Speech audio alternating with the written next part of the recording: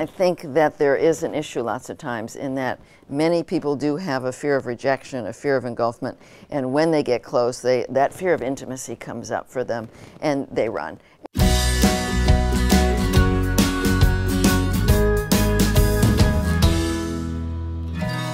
So in our culture today, if you're not married by midlife, do people judge you? What do we think of people who are still single? Do we think they're workaholics? Do we think they're undateable? What's going on there? They're not undateable. They're not workaholics. Most people who are single for long term, whether they're 30 or they're 60, it's because they really have been looking for love and they may not have been able to find it. And I want to just tell you that I know many people who have been long-term single, men and women, who when they find somebody in their 50s, in their 40s, in their 60s, and they click and they find the right person. A lot of people who are long-term single are really looking for someone with whom they have a great connection. Women should be good at dating because it's about shopping. If you feel like you're the shopper and you know what you're looking for, and you're active, you actually go to the stores, or nowadays at least online, the odds go zooming up that you'll find someone. The second piece is, hey, if you've been going out and looking at people and they're turning you off, look seriously at what you're doing. Go to a dating coach, go to a program like mine, Power of Two Marriage. It's for people before they marry as well as after, because you may discover, for instance, when you dialogue with people, you're asymmetrical, you're taking too much airtime. Or you may discover you're turning people off because you get negative complaints, criticisms. So check out, have I got the right skill set? And go shopping. I think that there is an issue lots of times in that many people do have a fear of rejection, a fear of engulfment, and when they get close, that fear of intimacy comes up for them and they run. And that there's a lot of people out there in the dating scene that are like that. So when people are getting a divorce and they're going into the dating scene, they have to be aware that there are people who have this fear of engulfment, and they're avoiders. They just want to avoid. They may come on strong, they may be really charming, but as soon as they get close, boy, they're out of there. A lot of commitment phobes have deep issues, and some just don't have realistic expectations of what relationships look like.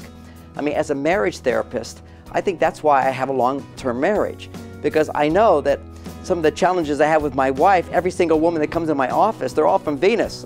They're all from another planet, so let me learn to work with that. So often men, they hear a woman reacts, and he thinks, oh, she's not suitable. Instead of understanding, one of the basic Mars-Venus principles, a woman she feels intimate, she opens up, she starts sharing feelings, and a guy tries to fix them and solve them, and then she gets bent out of shape by that. He goes, what's wrong with her? So he has no relationship skills. So we have intimacy issues from childhood sometimes we have relationship issues because we don't have positive role models of what a relationship looks like today.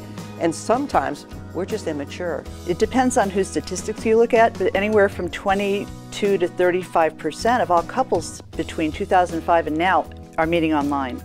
So it's a huge statistic, and knowing how to operate online dating, it's not natural. I wasn't born knowing how to online date, and I bet none of you know. It's just not a natural thing.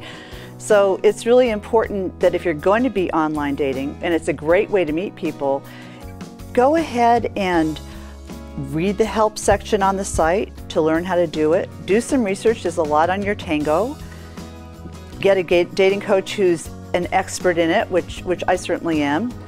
And do that kind of a program so that you're familiar with what the territory looks like and how to make the most of it. And also when you're meeting people, I think it's really huge to be friendly with everybody, not just, oh, that cute man or cute woman out there, but with everybody in the room, because you will bring more people into you and you'll find more opportunities. Finding a partner is a little like finding a job also. Networking matters, so I love your advice to be friendly to everyone. You never know who you're going to be chatting with who'll say, my brother.